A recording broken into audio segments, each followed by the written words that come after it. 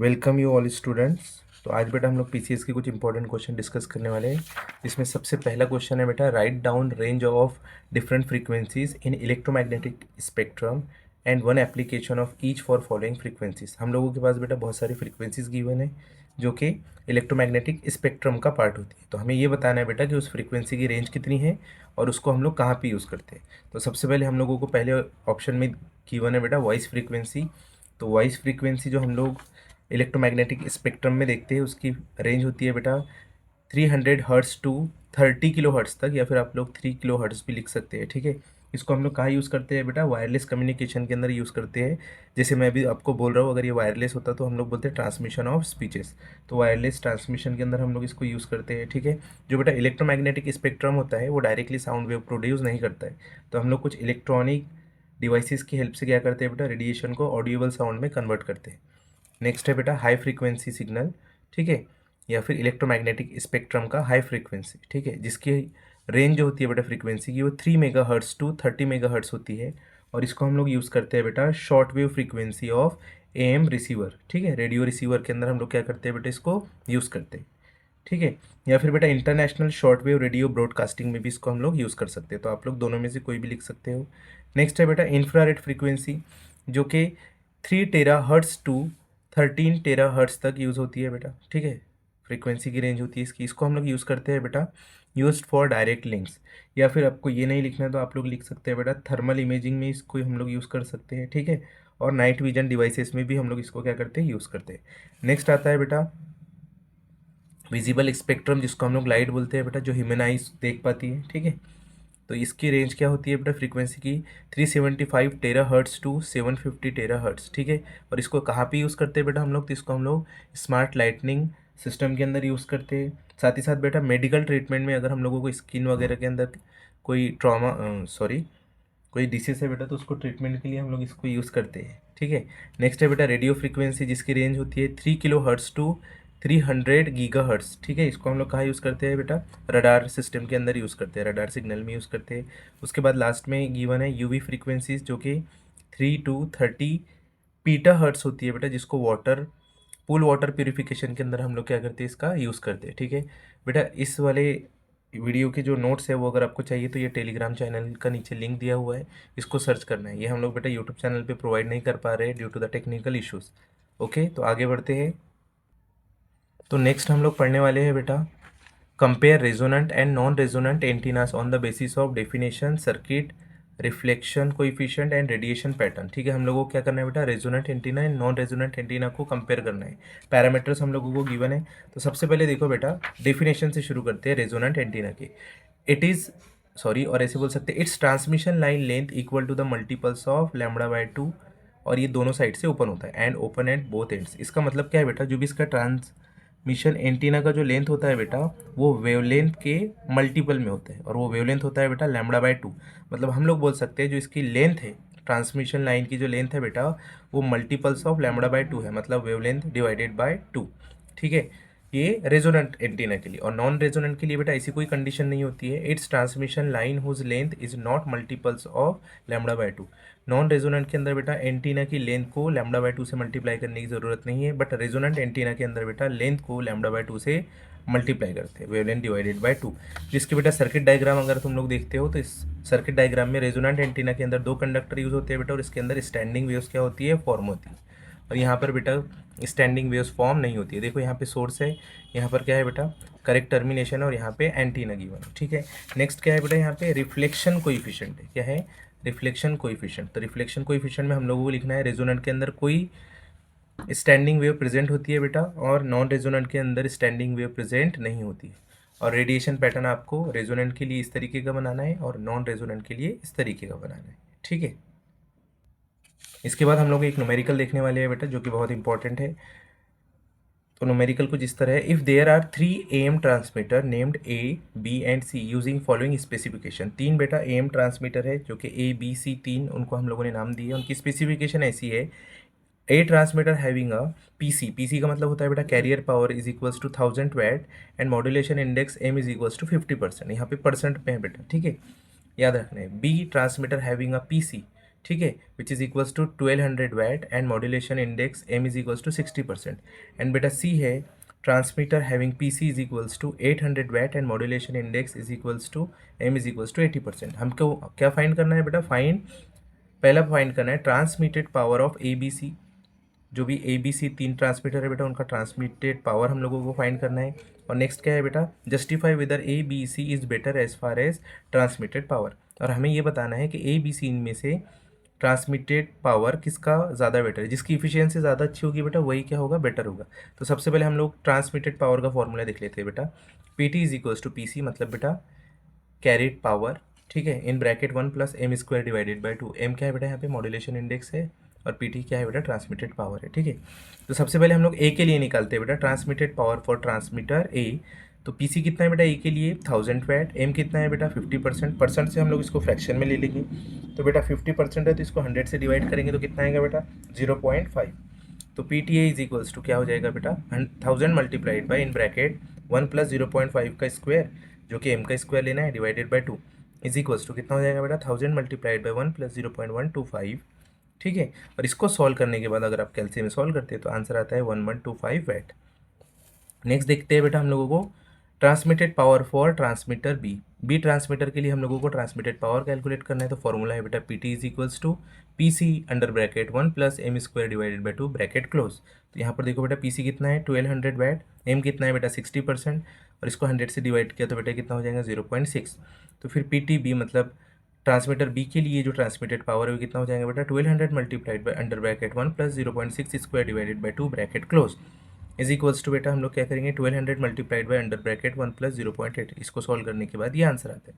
तो इसका जो पावर ट्रांसमिटेड आया है बेटा वो कितना है? 1416 वैट। ओके, जिस तरीके से बेटा हम लोगों ने ए और बी के लिए निकाला है अब सेम सी के लिए निकालेंगे। तो ट्रांसमिटेड पावर फॉर ट्रांसमीटर सी, तो पी सी गिवन है बेटा 800 वैट, फिर एम गिवन है बेटा 80%, जो कि हो जाएगा 0.8 और फॉर्मूला वही रहेगा। तो फॉर्मूले में डालना है हमको value 800 multiplied by under bracket 1 + 0.8² divided by 2। इसको सॉल्व करने के बाद बेटा हमारा आंसर आता है 1056। मतलब हम लोगों ने तीनों ट्रांसमीटर के लिए पावर ट्रांसमिट कैलकुलेट कर लिया है।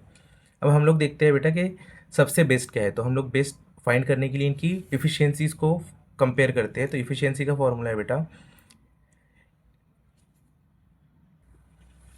ईटा is equals to m² divided by 2 + m², ठीक है। तो फॉर ए बेटा एम की वैल्यू कितनी है? इंडेक्स मॉड्यूलेशन इंडेक्स कितना है? 50%, मतलब m इज इक्वल्स टू 0.5। तो इस फॉर्मूले में हम लोग m की जगह पर 0.5 पुट करेंगे। तो efficiency of transmitter A is equals to 0.5² divided by 2 + 0.5² which is equals to क्या होगा बेटा? 0.25 डिवाइडेड बाई 2.25, अप्रॉक्सीमेटली 11.11% इसका आंसर होगा, ठीक है, परसेंट में अगर निकाले तो।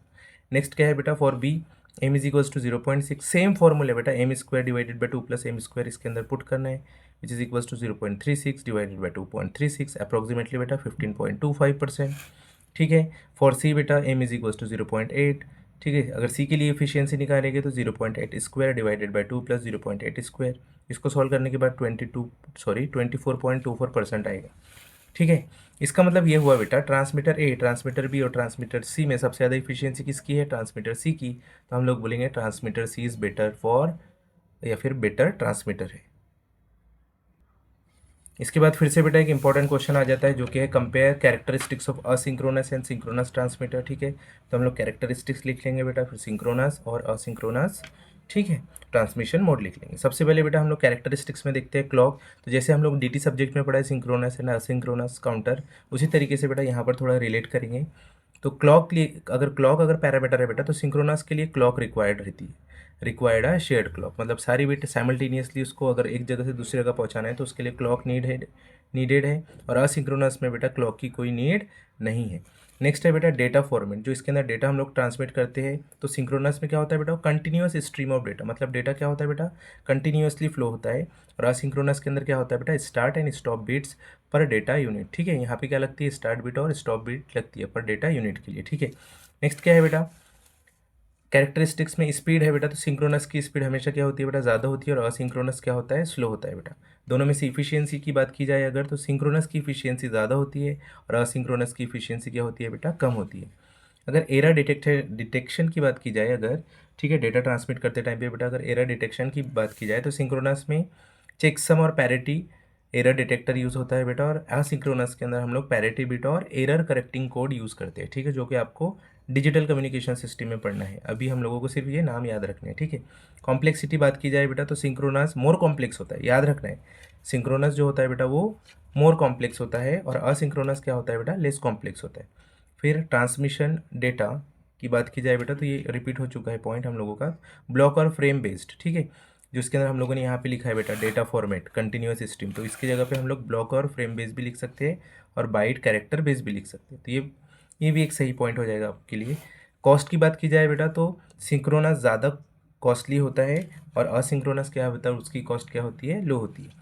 एग्जाम्पल और इंटरफेस की बात की जाए बेटा तो I2C और USB के अंदर हम लोग क्या करते हैं बेटा, सिंक्रोनस में हम लोग इसका एप्लीकेशन लगाते हैं, और अगर असिंक्रोनस की बात की जाए बेटा तो UART RS232 के अंदर हम लोग क्या करते हैं बेटा, इसको यूज़ करते हैं, ठीक है।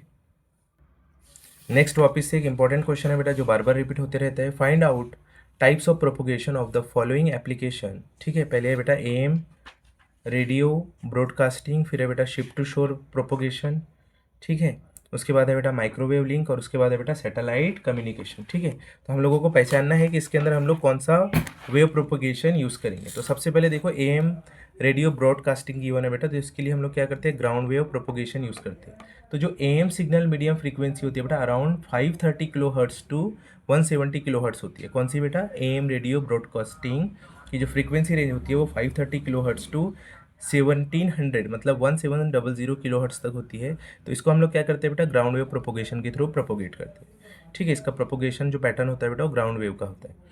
शिफ्ट टू शोर जो होता है बेटा उसके लिए भी सेम हम लोग यूज़ करते हैं, याद रखना है ये ग्राउंड वेव प्रोपोगेशन, ठीक है, जो कि कर्वेचर ऑफ अर्थ के थ्रू क्या करते हैं बेटा, हम लोग ट्रांसमिट करते हैं। उसके बाद हम लोग माइक्रोवेव लिंक की बात अगर करें बेटा तो हम लोग इसके अंदर लाइन ऑफ साइट, मतलब जो एक टावर से लेकर दूसरे टावर तक कर बेटा डायरेक्ट क्या होता है, हमारा वेव प्रोपोगेट होता है, उसको हम लोग बोलते हैं, ठीक है। ये क्या होता है बेटा, एक हाई फ्रीक्वेंसी रेडियो वेव होता है that travel in a straight line, ठीक है। क्या होता है बेटा, क्या बोला है, वापस से सुनना है, high frequency radio wave that travel in a straight line and can not bend around a curvature of earth. ऊपर वाली वेव भलाई में बेंड हो जाएगी बेटा through the curvature of earth, जैसे अर्थ का कर्वेचर होता है वैसे ग्राउंड वेव प्रोपोगेशन में। बट बेटा यहाँ पे हम लोग जो माइक्रोवेव लिंक के लिए प्रोपोगेशन यूज़ करें बेटा वो क्या है, स्पेस वेव प्रोपोगेशन है, या फिर लाइन ऑफ स्लाइड भी इसको बोलते हैं बेटा, जो कि कैन नॉट बेंड, वो बेंड नहीं होती है बेटा, कहाँ पे, कर्व ऑफ द अर्थ पर, ठीक है। सेम बेटा सैटेलाइट कम्युनिकेशन के लिए भी हम लोग क्या करते हैं, स्पेस वेव प्रोपोगेशन या फिर line of slide he use करते हैं, ठीक है।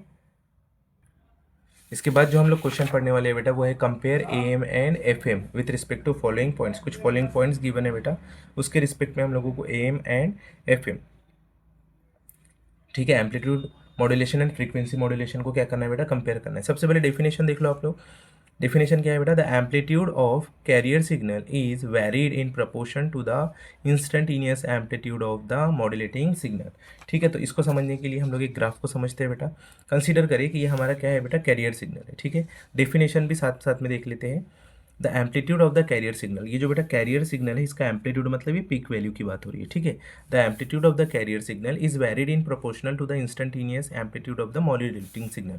जो इंस्टेंटेनियस वैल्यू है बेटा मॉड्यूलेटिंग सिग्नल की, इसके बराबर बेटा ये क्या करता है, ये वाला जो कैरियर सिग्नल है इसका एम्पलीट्यूड चेंज होता है। किसके बराबर बेटा, मॉड्यूलेटिंग सिग्नल के एम्पलीट्यूड के बराबर। जो यहाँ पे हम लोगों का कैरियर सिग्नल है बेटा उसका एम्पलीट्यूड वेरी करता है। तो चलो देखते हैं, ये सिग्नल और ये सिग्नल को सुपर इम्पोज करते हैं बेटा। तो मैंने क्या बोला है, ये है कैरियर सिग्नल, ये है बेटा मॉड्यूलेटिंग सिग्नल। तो कैरियर सिग्नल का जो एम्पलीट्यूड है वो मॉड्यूलेटिंग सिग्नल के इंस्टेंटेनियस वैल्यू, मतलब इंस्टेंटेनियस वैल्यू यहाँ की वैल्यू, यहाँ की वैल्यू, यहाँ की वैल्यू के बराबर क्या करता है बेटा, वेरी करता है। देखो नेक्स्ट इसमें क्या हुआ बेटा, जो मेरा कैरियर सिग्नल था उसका एम्पलीट्यूड मेरे मॉड्यूलेटिंग सिग्नल के इंस्टेंटेनियस वैल्यू के बराबर क्या कर रहा है बेटा, प्रोपोगेट कर रहा है, ठीक है। The amplitude of the carrier signal is varied in the proportion to the instantaneous amplitude of the modulating signal, ठीक है। नेक्स्ट डेफिनेशन क्या है बेटा FM की, the frequency of the carrier signal is varied, carrier signal की frequency varied in proportion to the instantaneous amplitude of the modulating signal. अब इसको समझते हैं बेटा, यहाँ पे ये हमारा कैरियर सिग्नल है, ये हमारा मॉड्यूलेटिंग सिग्नल है बेटा, जिसको हम लोग मैसेज सिग्नल बोलते हैं। डेफिनेशन के अकॉर्डिंग क्या है बेटा, the frequency of the carrier signal, मतलब इस कैरियर सिग्नल की फ्रीक्वेंसी, ठीक है, is varied in proportion to the instantaneous amplitude of the modulating signal. मतलब ये जो मॉड्यूलेटिंग सिग्नल है इसकी इंस्टेंटेनियस वैल्यू के अकॉर्डिंग इसकी इंस्टेंटेनियस वैल्यू के अकॉर्डिंग ये जो मेरी कैरियर सिग्नल है बेटा, ये क्या करता है, वेरी करता है। तो देखो रिजल्टेंट सिग्नल क्या होगा बेटा, इन दोनों को और इन दोनों को जब हम लोग सुपर इम्पोज करेंगे तब हमारा रिजल्टेंट सिग्नल बनेगा। मतलब इसका जो फ्रीक्वेंसी है बेटा, इसके इंस्टेंटेनियस एम्पलीट्यूड के हिसाब से क्या होगा, चेंज होगा। ठीक है, इसके बाद है बेटा सेकंड पॉइंट जो कि है मॉड्यूलेशन इंडेक्स। तो मॉड्यूलेशन इंडेक्स क्या है बेटा, the ratio of the amplitude of the message signal to the amplitude of the carrier signal. हमारे पास क्या है बेटा, एक मैसेज सिग्नल है, एक क्या है, कैरियर सिग्नल है। तो हम लोगों को क्या बोला है बेटा, the ratio of the amplitude of the message signal. इस मैसेज सिग्नल का एम्पलीट्यूड, ठीक है, का रेशियो किसके साथ निकालना है बेटा, to the amplitude of the carrier signal. तो इस वाले एम्पलीट्यूड के साथ the ratio of the amplitude of the modulating signal और message signal to the magnitude और amplitude of the carrier signal. ठीक है, देखो क्या निकालना है बेटा, म्यू इज इक्वल्स टू क्या गिवन है यहाँ पे, modulation index V M by V C. V M क्या होगा फिर बेटा यहाँ पे देखो, the ratio of the amplitude of the message signal.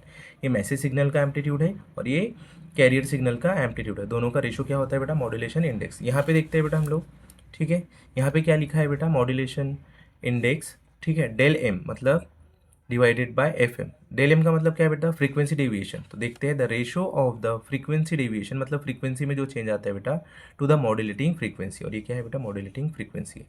Frequency deviation to the modulating frequency, the ratio of क्या है बेटा यहाँ पे, frequency deviation to the modulating frequency. ठीक है, नेक्स्ट क्या है बेटा, बैंडविड्थ याद रखना है हम लोगों को। नेक्स्ट पॉइंट क्या है, बैंडविड्थ। तो बैंडविड्थ क्या है बेटा, 2 times of F M. Typically the narrow and it is twice the maximum frequency of the modulating signal. जो बैंडविड्थ होता है बेटा वो 2 times of the modulating maximum, sorry, bandwidth जो होता है बेटा वो 2 टाइम ऑफ एफ एम है। मतलब क्या, टिपिकली नैरो होती है, ठीक है, और क्या होती है बेटा, and it is twice the maximum frequency of modulating signal. Modulating signal का बेटा मैक्सिमम का भी 2 गुना, कितना होता है बेटा, मैक्सिमम का भी 2 गुना होता है। कितनी, किसकी बैंडविड्थ है ये, एम वेव की।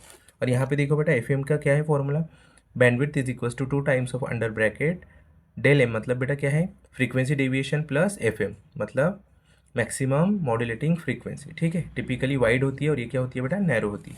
लास्ट में हम लोग अगर इसकी एप्लीकेशन की बात करें बेटा, तो ये एम वेव्स जो है वो video transmission in TV receiver में यूज़ होता है, और बेटा FM sound transmission in TV receiver में यूज़ होता है। देखो ये वीडियो ट्रांसमिशन के लिए एम बेटा वीडियो ट्रांसमिशन के लिए, और एफएम बेटा साउंड ट्रांसमिशन के लिए यूज़ होता है। दोनों टीवी में रिसीवर में यूज़ हो रहे हैं बेटा। नेक्स्ट क्वेश्चन हम लोग करने वाले हैं बेटा, differentiate between ground wave and sky wave propagation. तो मैंने ग्राउंड वेव और स्काई वेव के साथ बेटा स्पेस वेव को भी इंक्लूड कर दिया, ताकि अगर ये क्वेश्चन बन जाए तो आप लोग उसे सॉल्व हो जाए। तो सबसे पहले हम लोग पैरामीटर के साथ देखते हैं बेटा। पैरामीटर में सबसे पहले हम लोग देखेंगे कि क्या है यहाँ पे, फ्रीक्वेंसी ऑफ ऑपरेशन। तो बेटा ground wave up to 2 megahertz इसका फ्रीक्वेंसी ऑफ ऑपरेशन होता है। स्काई वेव बेटा 2 to 30 मेगाहर्ट्ज तक की फ्रीक्वेंसी पे ऑपरेट होता है बेटा, और स्पेस वेव अबव 30 मेगाहर्ट्ज मतलब 30 मेगाहर्ट्ज से ज़्यादा फ्रीक्वेंसी यूज़ करता है बेटा स्पेस, और 2 to 30 मेगाहर्ट्ज स्काई वेव, और बेटा up to 2 megahertz ground wave की ऑपरेशन फ्रीक्वेंसी होती है। उसके बाद बेटा पाथ फॉलोड, ठीक है। तो जो ग्राउंड वेव होता है बेटा वो हमें पता है वो अर्थ के कर्वेचर की तरह क्या करता है, अपना पाथ कंप्लीट करता है। तो along a curvature of the अर्थ, जो ग्राउंड वेव होता है बेटा वो क्या होता है, along the curvature of the earth होता है। स्काई वेव क्या होता है बेटा, from earth to ionosphere and get reflected back. Earth से लेकर वो कहाँ तक जाता है बेटा, आइनोस्फेयर तक जाता है, और वहाँ से फिर वापस आ जाता है बेटा। स्पेस वेव क्या होता है बेटा, tower to tower direct line होती है, तो स्ट्रेट लाइन डायरेक्ट पाथ होता है। ठीक है, तो ये फॉलोड पाथ याद रखना है। ग्राउंड वेव कर्वेचर जैसे, स्काई वेव क्या होता है बेटा, अर्थ से जाता है आइनोस्फेयर तक फिर वापस आता है वहाँ से, और यहाँ पे स्पेस वेव क्या होता है बेटा, जैसे हम लोग टावर टू टावर की बात की जाए तो ये उसके लिए एग्जाम्पल बेस्ट रहेगी। फिर बेटा डिस्टेंस कवर्ड की बात की जाए तो ground wave lesser distance cover करता है, स्काई वेव मोर, और बेटा स्पेस वेव मोर। ठीक है, इसके बाद बेटा एप्लीकेशन की बात की जाए तो हम लोग ground wave AM radio application में यूज़ करते हैं बेटा, स्काई वेव मिलिट्री कम्युनिकेशन के लिए यूज़ करते हैं। ठीक है, और बेटा यहाँ पे जो स्पेस वेव होता है वो टीवी और सैटेलाइट के लिए हम लोग यूज़ करते हैं। इफेक्ट ऑफ फेडिंग, फेडिंग क्या होता है बेटा, फेडिंग एक फिनोमिनॉन है। क्या है बेटा, फेडिंग एक फिनोमिनॉन है। इस पर एक इंडिविजुअल क्वेश्चन बन सकता है। क्या होता है बेटा फेडिंग, फ्लक्चुएशन, क्या होता है fading, fluctuation in the strength of the signal as it travel from the transmitter to receiver. जब भी बेटा कोई सिग्नल क्या होता है ट्रांसमीटर से रिसीवर की तरफ जाता है बेटा, तो उसके अंदर कुछ फ्लक्चुएशन आती है, तो उसको हम लोग क्या बोलते हैं बेटा, फेडिंग। तो ग्राउंड वेव के अंदर लेस फेडिंग होता है, स्काई वेव के अंदर क्या होता है बेटा, हाई फेडिंग होता है, और स्पेस वेव के अंदर भी क्या होता है बेटा, हाई फेडिंग देखने को मिलता है। ठीक है, डिसएडवांटेज क्या है बेटा यहाँ पे, तो पैरामीटर देख लेते हैं हम लोग। डिसएडवांटेज, ग्राउंड वेव का डिसएडवांटेज ये है बेटा, problem of tilting due to the reflection from the ground. ठीक है, इसका टिल्ट होने का प्रॉब्लम बेटा। टिल्ट होना मतलब अपनी डायरेक्शन को चेंज कर देना, सडनली चेंज कर देने को हम लोग क्या बोलते हैं बेटा, टिल्ट बोलते हैं। ठीक है, स्काई वेव का क्या है बेटा, मल्टीपल पाथ फेडिंग। ठीक है, फेडिंग अभी हम लोगों ने देखा है, और स्पेस वेव का भी यही प्रॉब्लम है बेटा, उसमें भी क्या आता है, मल्टीपल पाथ फेडिंग आता है। फेडिंग मतलब fluctuation in the transmitted signal. ठीक है, लास्ट है बेटा पोलराइजेशन।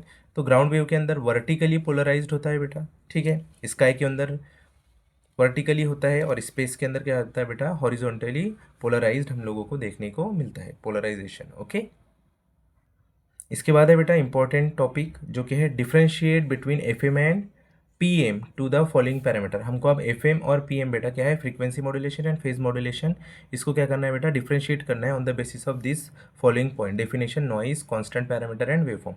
डेफिनेशन बेटा यहाँ पर ध्यान से देखो, अगर हम लोग फ्रीक्वेंसी मॉड्यूलेशन की बात करें तो क्या है बेटा, the frequency of the carrier signal. अगर हम लोग बात करें बेटा, फिर से हम लोग ये वाला ग्राफ लेंगे, इसके अंदर क्या है बेटा, एक कैरियर सिग्नल है और ये क्या है, इसकी फ्रीक्वेंसी है।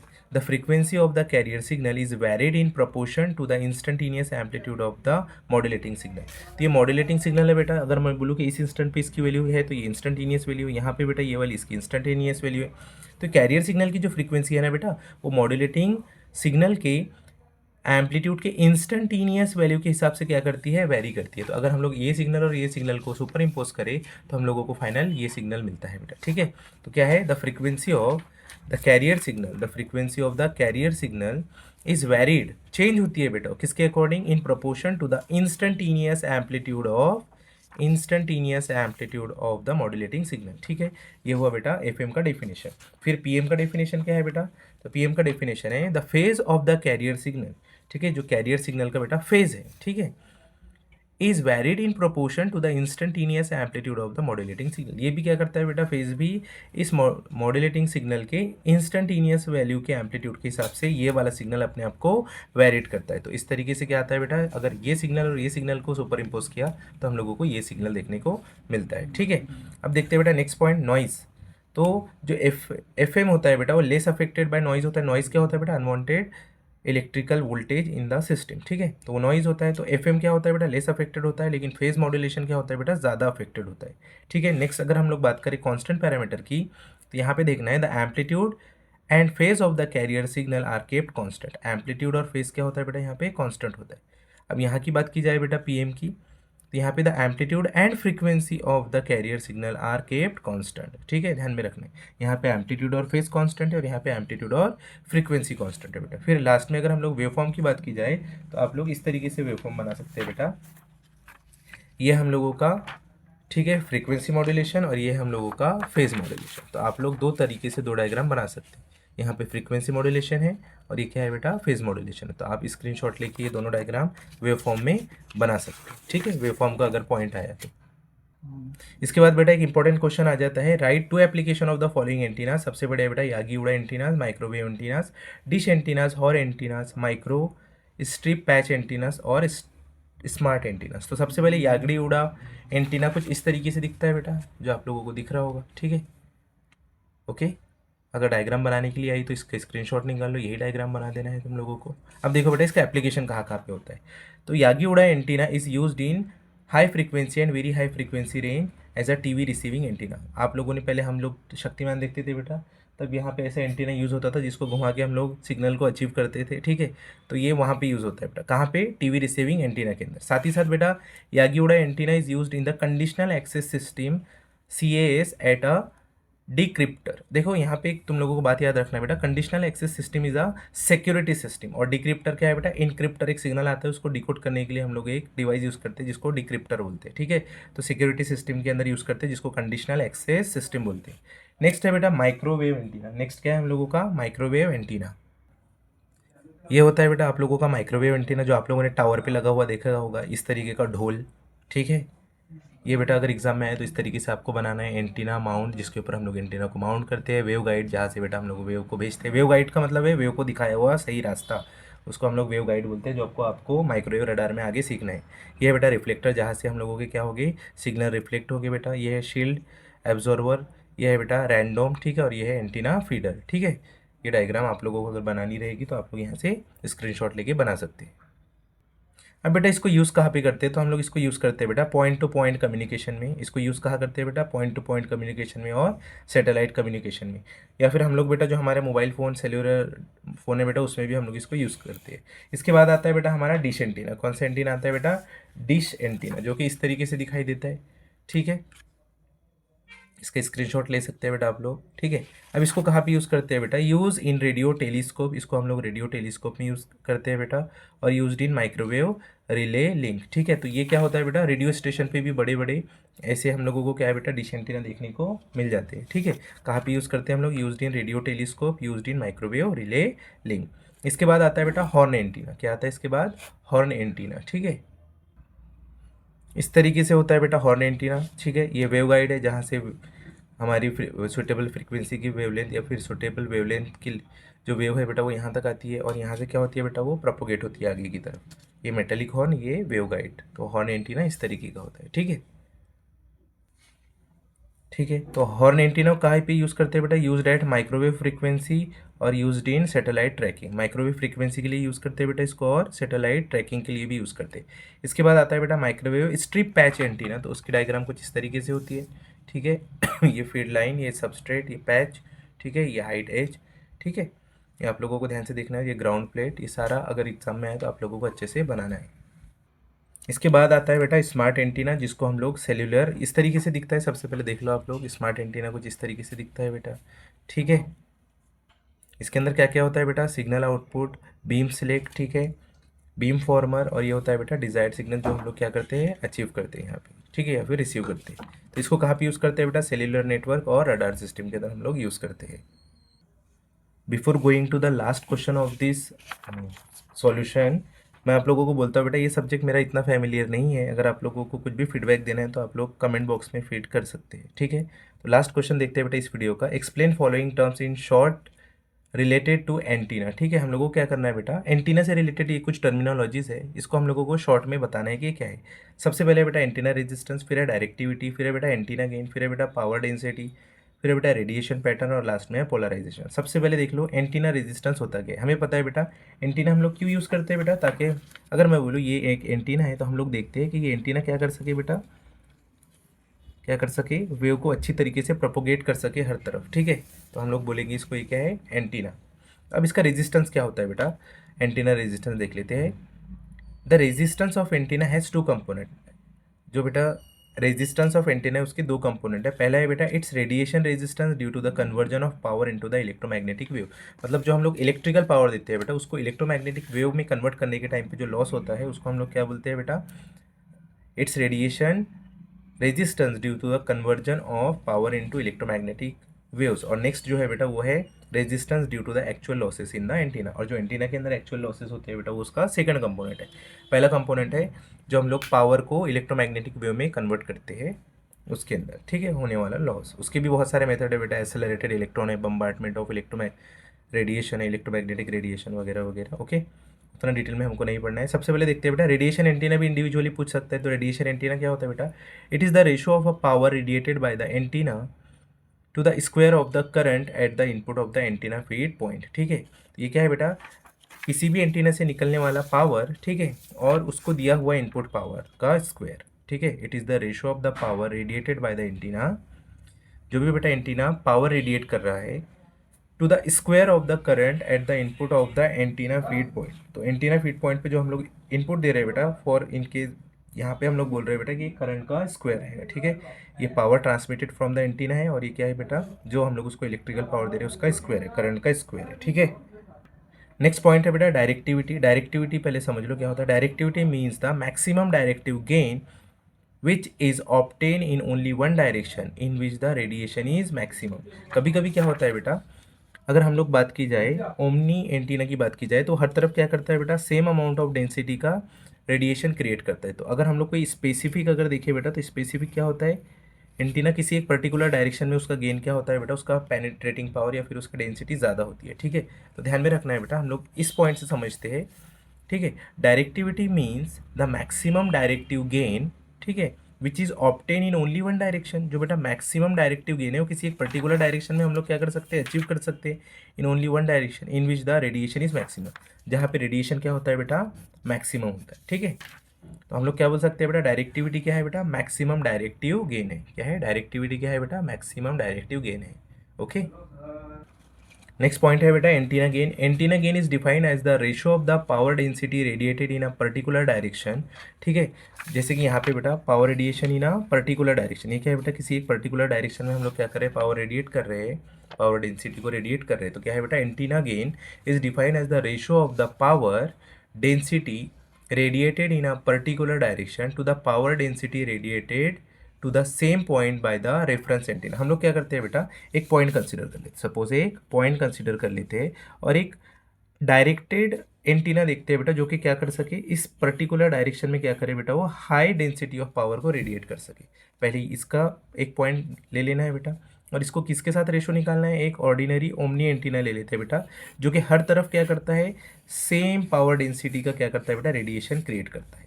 देखो एक पर्टिकुलर पॉइंट से पर्टिकुलर पॉइंट पे जो डायरेक्टिव गेन मिल रही है बेटा, उसका या फिर पावर डेंसिटी का रेशो एक ओमनी एंटीना के रेडिएशन के कंपेयर में ले रहे हैं हम लोग, ठीक है।